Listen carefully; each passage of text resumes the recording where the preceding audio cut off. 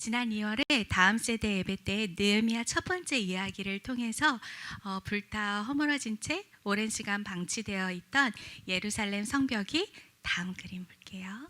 이 한 사람의 회개로부터 다시 재건되기 시작한 거를 함께 배웠습니다. 기억하시죠, 우리 친구들? 기도의 모본으로 기억해 주십사 말씀드린 바로 이 다음 느헤미야의 기도도 기억해 주실 것 같아요. 특별히 이 부분이요. 나와 내 아버지의 집이 범죄하였나이다. 이 부분을 제가 좀 강조했었죠. 발 한 번 디뎌본 적 없는 땅이라고 말씀드렸어요. 그리고 만나본 적도 없는 민족이죠. 그런데도 그 땅과 그 민족을 품은 회개의 기도, 동포들을 생각하며 드린 회개의 기도. 그래요. 공동체의 죄를 나의 죄로 여기는 그 통회함과 자복함에서 회복의 역사가 시작되었던 것을 확인할 수 있었습니다. 예루살렘 성과 동포들의 그 비극적 상황을 접한 이후에 기도의 자리에서 묵묵히 언약을 붙잡고 하나님의 때를 기다려온 느헤미야. 어느덧 4개월의 시간이 흐르고 아닥사스다 왕 20년 니산월 어느 날 드디어 그의 기도 그대로 그야말로 왕께 은혜 이상의 은혜를 입게 되는데요. 당시 페르시아 왕궁의 술 맡은 관원장이 왕의 신변을 지켜주는 일을 했었잖아요. 그렇기 때문에 장기간 휴가를 간다는 사실은 정말 놀라지 않을 수 없었다고 말씀드렸었어요. 게다가 대단히 파격적인 도움과 후원들이 있었어요. 기억하시죠? 유다까지 무사히 갈 수 있는 왕의 친서 통행권, 그것이 손에 쥐어져 있었고 재검문사에 필요한 자재들을 싣고 이고 갔지요. 거기다가 미처 요구하지도 않고 생각지도 못했던 군대 장관과 기병들까지 정말 잊을 수 없는 장면이 아닙니다.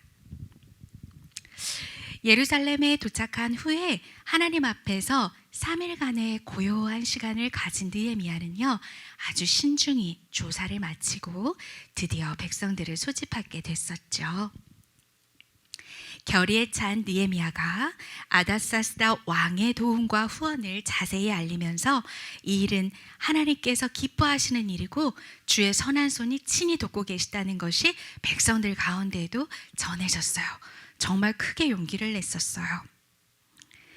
본격적으로 공사가 시작되면서 무척 탁월한 분업과 역할 분담으로 공사가 착착 진행되어져 갔다는 것을 함께 살펴보았습니다.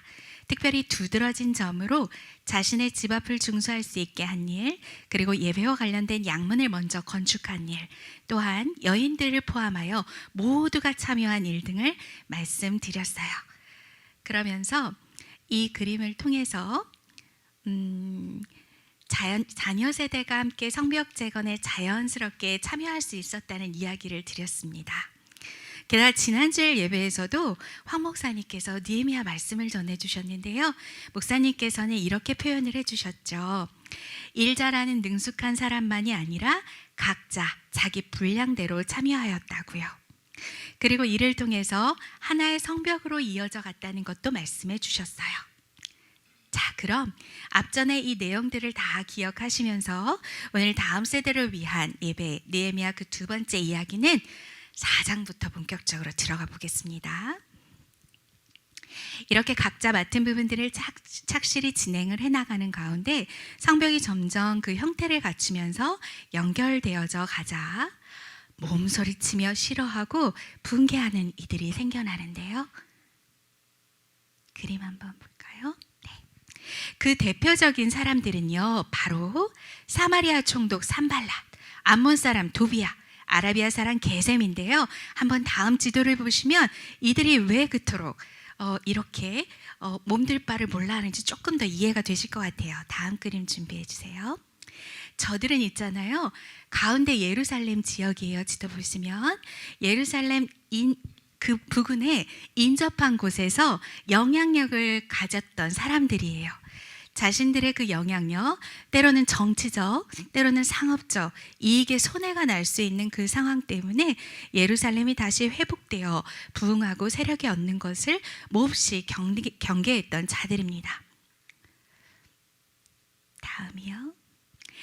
어떻게 해서든 예루살렘의 재건을 막으려고 들었어요. 그들은 아주 의욕적인 유다 백성들의 그 마음을 흔들어 놓을 작정이었죠. 지금 하고 있는 그 수고와 노력이 아무 의미가 없다. 수포로 돌아갈 거다. 주입해서 제풀에 포기하게 만들려고 했어요. 그래서 이렇게 말합니다. 산발랏이 말해요. 불쌍한 유다 사람들아, 도대체 무슨 일을 하는 거냐? 설마 성벽 쌓는 일을 성공할 수 있다 생각하는 것은 아니지? 혹 거기서 제사라도 드리려는 것은 아니지? 아이고, 이 쓰레기 같은 재료들로 무슨 벽을 세울 수 있단 말이냐? 찌찌찌. 산발랏의 조롱에 이어서 바톤을 받고 도비아가 또 조롱하기 시작해요. 저들이 쌓고 있는 저 성벽은 여우가 여우 한 마리가 살금살금 걸어간다고 해도 와르르 무너지게 생겼구먼. 허허허. 느헤미야는 이들의 회방과 조롱에 자신이 휘말리지 않을 뿐 아니라 백성들의 마음이 휘말리지 않도록 지키기 위해서 하나님께 기도를 드립니다. 하나님, 저들이 성벽 쌓는 일을 회방하며 하나님을 욕되게 합니다. 저들의 악한 말이 그들의 머리로 되돌아가게 해주십시오. 지체하지 않고 이 상황을 기도의 자리로 가지고 가서 하나님께 맡겨드리고는 금세 다시 힘을 내었어요. 느헤미야는 다시 굳건히 백성들을 이끌어갈 힘을 얻습니다. 느헤미야의 이름이 하나님은 위로자시다라고 얘기해 줬었죠. 기도의 자리에서 끊임없이 하나님이 얼마나 자신을 위로하시고 자신의 기도를 듣는지를 계속해서 경험하는 가운데 그는 점점 더 기도의 사람, 하나님의 위로를 실제로 누리는 믿음의 사람이 더욱더 되어가고 있었습니다.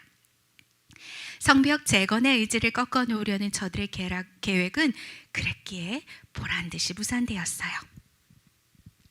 성벽 재건 공사에 백성들이 모두 마음을 모아서 열심히 참여함에 따라서 높이는 아직 절반쯤이기는 하지만요, 이내 성벽 두르기가 마쳐졌어요. 저 성벽 제가 그렸다고 생각할까봐 이실직고 하겠습니다. 제가 캡처해가지고 좀 오려냈어요. 반절로 자르는. 잘 그릴 자신이 없어서요. 이렇게 성벽의 틈새가 메꾸어져 감에 따라 대적들의 방해 역시 거세어졌어요. 대적들이 호시탐탐 공격할 기회를 노리고 있다는 소문이 파다해서 그 말로 인해서 유다 백성들이 두려워 떨었죠. 이에 느헤미야는 집안별로 몇 사람씩을 뽑아서 갑옷을 입히고 창과 방패 등의 무기를 들게 했습니다. 절반은 성벽 쌓는 일을 그대로 맡아서 했고요, 절반은 그 일터를 지키게 했지요. 성벽 쌓는 이들에게도 항상 허리에 칼을 차게 함으로써 언제고 일어날 수 있는 전쟁을 예비케 했습니다. 또한 나팔 부는 사람을 곁에 두어서 어떤 상황이 닥칠 때 백성들에게 바로 알려서 다 한데 뭉쳐 큰 무리로 직결할 수 있도록 준비시켰어요. 느헤미야는 담대하게 말했어요. 두려워하지 마시오. 크고 위대하신 하나님을 기억하시오. 그분이 우리와 함께 계십니다. 여러분의 형제와 자녀와 가정을 위해 싸우십시오. 정말 그는 공동체 의식이 있어요. 지난번에도 책임 있는 기도를 드렸던 것을 기억해 주세요. 그는 역시나 이번에도 내 자신뿐 아니라 형제와 자녀와 가정을 위해 싸우라고 촉구하고 있습니다. 하나님께서는 하나님의 사람 느헤미야를 통해서 대적의 계획을 거듭 헛되게 하셨습니다. 그러던 어느 날 백성들 가운데 가난한 사람들이 느헤미야를 찾아와서 자기 아내와 함께 울며 호소하는 게 아니겠어요? 식구가 많은데 먹을 것이 없어요. 곡식이 필요합니다. 곡식을 얻으려면 밭과 포도원과 집을 저당 잡힐 수밖에 없습니다. 왕에게 세금을 바치려면 밭과 포도원을 저당 잡히고 돈을 빌려야만 살 수 있습니다. 귀한 아들, 딸을 노예로 팔아야 해요. 우리 딸 중에 벌써 팔린 아이도 있어요. 저런. 우리 밭과 포도원이 이미 다른 사람에게 넘어갔는데 우린 지금 아무것도 할 수가 없다고요. 그들의 말을 들은 느헤미야는 너무나 속상하고 화가 났어요. 당신은요, 세금의 부담이 굉장히 컸기 때문에, 게다가 흉년까지 들었기 때문에 가난한 사람들이 결국은 빚을 질 수밖에 없었던 상황이라고 해요. 이 기회에 이자를 좀 많이 받아볼 심상으로 돈을 모으려고 부자들이 그만 높은 이자를 취한 것이지요. 느헤미야는 이 일에 대해 깊이 생각하고 온 관계자들을 불렀습니다. 당신들은 지금 형제들에게 이자를 너무 많이 받고 있어. 다른 나라에 팔려갔던 형제들을 우리가 얼마나 힘들게 찾은 것인데 다시 노예로 팔려는 것이요. 더구나 우리 동포들의 손으로 말이요. 이 일은 나라와 동포를 파는 일이 아닐 수 없다는 것을 말해주면서 그들을 스스로 부끄럽게 했어요. 이것은 율법에서 철저히 금하는 법이요. 우리는 하나님을 두려워하며 살아야 하오. 이런 모습은 이방의 조롱거리가 될 뿐 아니라 원수들이 우리를 비웃게 만들어주는 일이 되오. 당신들에게만 이런 요구를 하는 게 아니오. 나와 내 형제들도 어려운 백성들에게 돈과 곡식을 빌려주고 있지만 이자는 받지 않고 있어. 더 이상 이자 받는 일은 그칩시다. 그들의 밭과 농장과 집을 돌려주고 받은 이자도 돌려주시오. 앞으로는 먹을 것을 이자 없이 구워주시오. 알겠습니다. 돌려주겠습니다. 그들에게서 아무것도 받지 않겠습니다. 당신이 말한 대로 하겠습니다. 세상에나. 느헤미야는 제사장을 불러 그 앞에서 이 말을 지킬 수 있도록 게다가 맹세까지 하게 했어요. 그날에 모인 사람들은 함께 하나님을 찬양했어요. 하나님께서 얼마나 흐뭇하게 바라보고 계셨을까요? 정말 큰 위기일 수 있었는데 잘 극복해냈네요. 하마터면 대적들이 손도 대지 않고 유다 백성들 저들 스스로 함께 스스로를 와해시킬 수 있는 관계를 끊어놓을 수 있는 그런 상황이었는데 말이지요. 재건의 역사가 깨어질 수 있는 상황에 그 중심에 깨어있는 하나님의 사람 느헤미야가 있었네요. 이번에도 깨어있는 사람 느헤미야는 하나님의 마음을 잘 알고 아주 선하고 슬기롭게 백성들을 이끌어 주었습니다. 하나님의 사람 느헤미야는 여러 면에서 모범이 되었어요. 유다 땅 총독으로 온 이후 쭉 느헤미야는 백성들을 생각해 총독의 녹도 받지 않았답니다. 그동안의 총독들이 백성들에게서 무거운 짐을 지우고 착취했던 것과는 너무너무 다른 모습이었어요. 대적들은요, 이런 느헤미야가 두려웠어요. 게다가 이제 성문에 문짝만 달면 성벽 재건이 완성되는 시점이 도달했어요. 안 되겠어. 이대로 두었다가 성벽 재건이 그대로 완성되고 말 거야. 느헤미야를 완전히 없애버리자. 그들은 이제 느헤미야를 해칠 계획으로 네 번이나 종을 보내어 오노 평지에서 만나자는 말을 전했죠. 저들이 자신을 그곳으로 유인해서 죽이려 한다는 것을 바로 알아차리고 느헤미야는 그 네 차례의 꼬임을 모두 아주 단호히 거절하면서 술수에 넘어가지 않을 수 있었어요. 이번에는 산발랏이 더 악한 꾀를 내게 됩니다. 이번에는 봉투를 봉하지 않고 편지를 담아서 종에게 가져가라고 했어요. 편지를 전하러 가는 그 도중 여러 사람이 편지를 보고 널리 악성 루머를 퍼뜨리려는 계획이었죠. 이 편지를 받고 그 소문의 주인공 느헤미야가 동요하여서 걸려 넘어지게 하려는 것이었어요.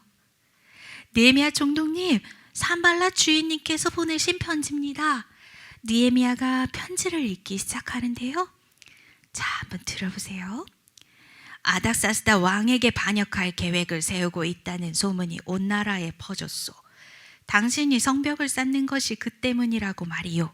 당신은 그들의 왕이 되려고 하고 있으니 곧 왕께서도 이 일을 알게 될 것이 아니겠소. 이 일이 걱정된다면 만나서 함께 이야기해 봅시다. 대적자들이란 이토록 집요합니다. 어떻게든요 느헤미야를 으슥한 곳으로 불러내서 완전히 없애려는 것이었어요. 죽이려는 것이었죠. 하지만 그들의 집요한 꼬임에도 불구하고 이번에도 역시나 느헤미야는 언제나 기도에 깨어 있었기에 넘어가지 않고 단호히 대처했어요. 결코 사실이 아니요 전부 당신이 꾸민 헛된 말들이요. 그들의 방해가 여기서 멈췄을까요? 아니요. 이번엔 느헤미야와 친한 사람을 통해 느헤미야를 꼬셔내려 하는데요. 참으로 끈질기죠? 이상하다. 요즘 스마야 선지자가 통 보이지를 않네. 무슨 일이 있는지 찾아가 봐야겠다. 느헤미야는 스마야가 걱정돼서 찾아가 보았어요. 잘 오셨어. 안 그래도 중요한 할 말이 있었어. 그 당신을 죽이려는 자들이 있는데 당장 지금 하나님의 성전 안으로 들어가서 오늘 밤 몸을 좀 피하고 있읍시다. 나 같은 사람이 구차하게 무슨 도망이란 말이오. 게다 제사장 외에 들어갈 수 없는 성전에 들어가라니. 율법을 어기면서까지 내 목숨을 부지하고 싶지 않소. 느헤미야는 금세 스마야가 하는 말이 하나님께 받은 말씀이 아니며 자신을 해치려는 속임수임을 깨달았습니다. 맞아요. 스마야는 탐욕에 넘어져서 그만 뇌물을 받고 거짓 예언을 한 것이에요. 이외에도 숱하게 대적들은 느헤미야 곁에 있는 사람들을 꼬여내서 거짓 예언을 거듭거듭하게 했지만 기도와 말씀으로 무장된 느헤미야는 오직 성벽 재건, 왕궁을 향해서 정진하며 또 정진하며 그 모든 방해를 잘 이겨냈습니다. 잠깐만요.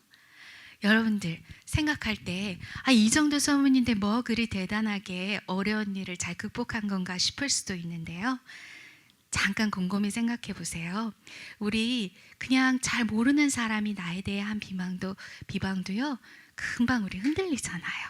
정말 거짓된 거 뻔히 알고 내가 그러지 않았는데도 우리 그걸로 잠도 못 들잖아요.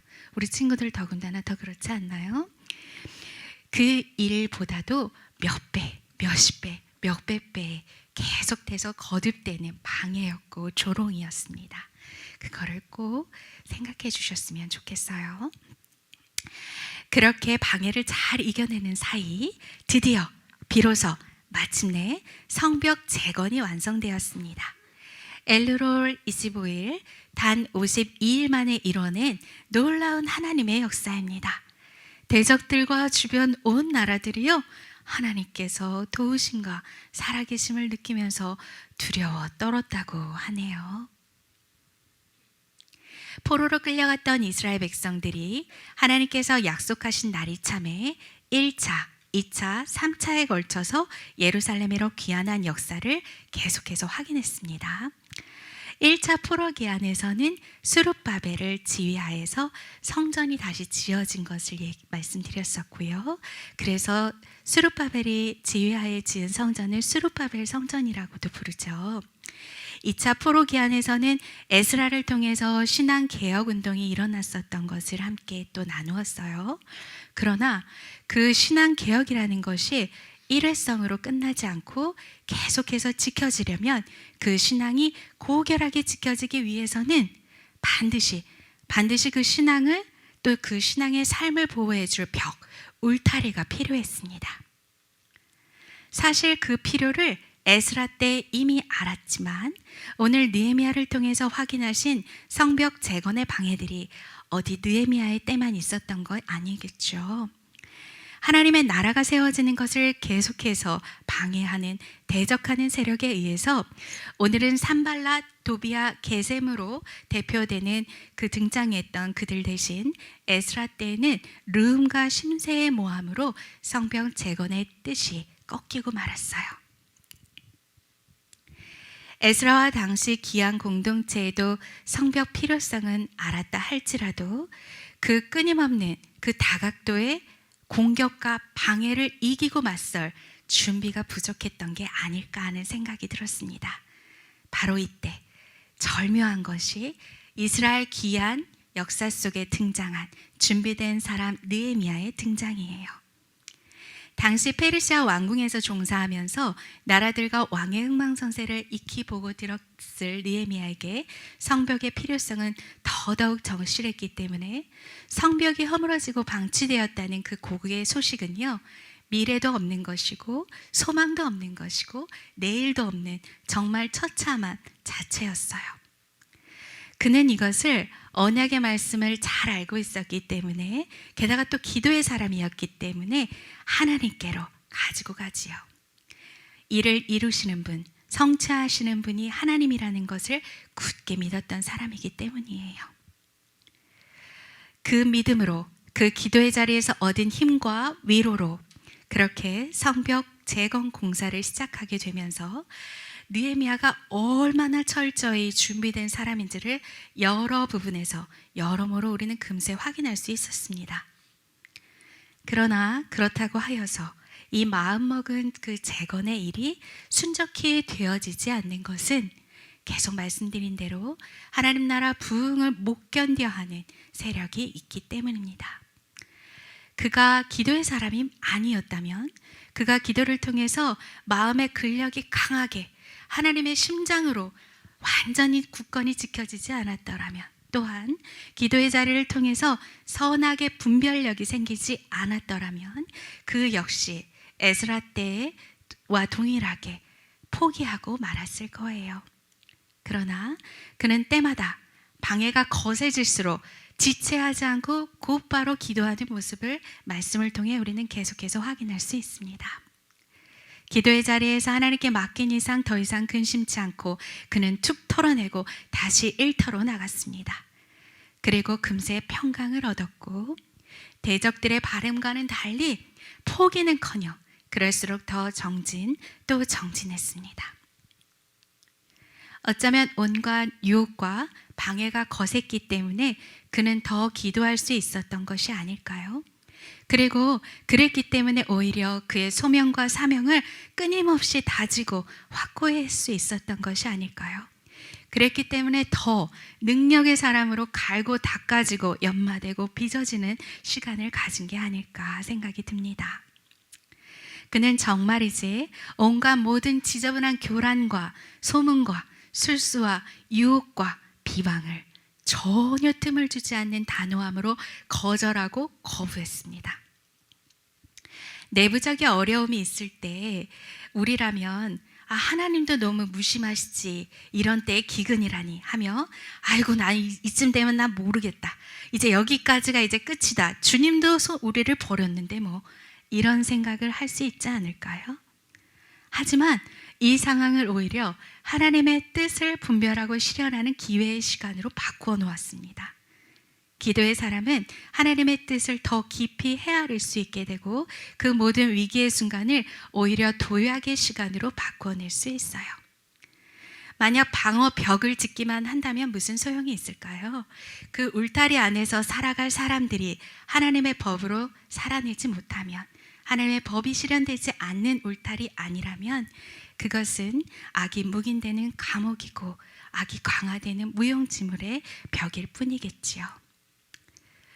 울타리를 세우는 그 의미와 필요는 그 안에서 한 사람 한 사람이 성전되어져 감이 먼저 우선되어야 한다는 것을 스룹바벨 성전이 먼저 지어갖췄다는 사실을 통해서, 그 다음 에스라의 신앙의 개혁이 먼저 이루어졌다는 사실을 통해서 그 이후에 성벽 재건으로 준비된 사람을 세우셨다는 이 순서를 이어짐을 통하여서도 우리에게 말씀해 주시는 것 같습니다. 교회를 섬겨나가면서 한 사람 한 사람이 주님이 임재하시는 거룩한 성전으로 지어지는 것을 몹시도 싫어하고 회방하는 것을 사실 피부로 많이 느낍니다. 한 사람 한 사람이 삶의 영역에서 허리에 칼을 찬 듯이 하나님의 전신갑주로 각자 자기 집 앞과 맡은 구역을 감당하고 부단히 작은 승리들을 얻고 쌓아가는 것을 그대로 보고만 있지는 않는다는 거지요. 하지만 계속해서 느헤미야와 같이 기도의 자리로 나아가 그 모든 상황을 고하고 기도했기에 위로를 얻는다면, 하나님이 나의 위로자 되시고 이를 성취하신다는 그 믿음을 계속해서 가진다면 작은 승리들은 곧 큰 승리로 이어지게 될 것이지요. 또한 대적이 호신탐탐 노리며 큰 영적 전쟁을 걸어올 때도 있습니다. 하나님은 그때마다 우리에게 홀로 외로이 힘겹게 각계의 전투를 하도록 내버려 두지 않으세요. 이렇게 나팔 부는 자를 항상 곁에 두었던 느헤미야의 모습을 통해서 다시 한번 강한 군사로 큰 승리로 향할 수 있도록 한데 모이는 법을 준비시키셨습니다. 에베소서 말씀을 통해서 사도 바울은 교회는 건물마다 연결되고 함께 지어져 간다고 말을 하는데요. 바로 각자 그렇게 자신의 영역을 준비하고 또 만나서 건물마다 이어지는 것, 그것이 바로 교회고 우리입니다. 거듭하여 서로가 서로를 위하여서 기도의 자리에 머물게 해주고 또다시 삶과 신앙의 균형과 초점을 맞추어 주는, 그것이 바로 한 사람 한 사람 성전됨을 지키고 구현해 나가는 이 땅의 교회의 존재 이유이죠. 예배 제물이 드나드는 양의 문으로부터 성벽 재건이 출발했다는 것을 말씀드렸습니다. 이 땅의 모든 교회는 친히 양의 문이 되어주신 예수 그리스도로부터 출발했어요. 우리도 다시 한번 이 사순절의 기간 여기서부터 시작해보는 게 어떨까요? 아까 말씀드린 대로 교회는 건물마다 연결되어 함께 지어져 가는 것입니다. 그 연결, 코너스톤이 되어주시는 분, 그분이 바로 예수 그리스도이십니다. 믿음에서 다시 멀리 떨어져 있다면, 혹은 부르심의 소명이 분명했으나 거듭된 회방으로 포기가 되어지고 있다면, 다시 한번 허락해 주신 울타리 안에서 다시 한데 모여 다시 싸울 이유를 얻고 다시 부르심의 상을 향하여 거듭 정진해야 하겠습니다. 마지막으로 성벽 재건 역사를 마친 느헤미야가 그 거룩한 날에 백성들에게 전한 은혜의 말씀으로 오늘 설교를 맺고자 합니다. 너희는 가서 살찐 것을 먹고 단 것을 마시되 준비하지 못한 자에게는 나누어 주라. 마지막 장 부탁드립니다. 이날은 우리의 성일이니 근심하지 말라. 여호와로 인하여 기뻐하는 것이 너희의 힘이니라. 여호와로 인하여 기뻐하는 것이 너희의 힘이니라. 이것이 오늘 사순절 기간 느헤미야 두 번째 이야기를 통해 여러분들과 함께 배우기 원했던 교회로 살아가는 우리 모두의 이야기입니다.